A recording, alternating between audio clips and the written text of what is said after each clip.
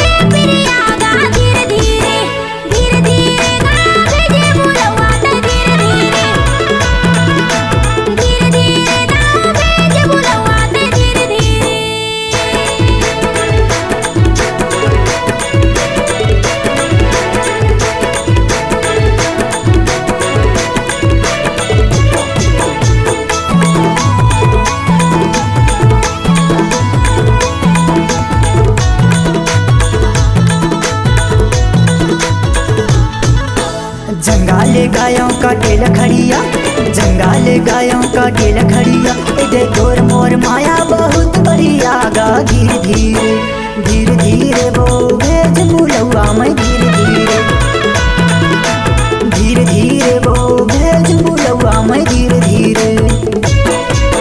झिलमिल है साड़ी तुर पातली का मारिया, गाल महे पाउडर तुर बालियो मारिया, नाक महे नथन जो भेज के चुनरिया। वो धीरे धीरे धीरे धीरे वो भेज बुलवा मैं धीरे धीरे धीरे धीरे वो भेज बुलवा मैं धीरे धीरे।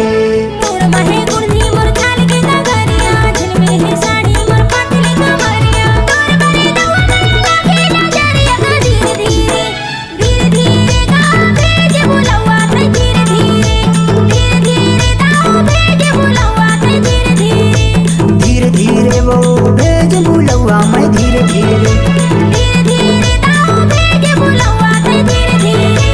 धीरे धीरे वो भेज बुलवा मैं धीरे धीरे।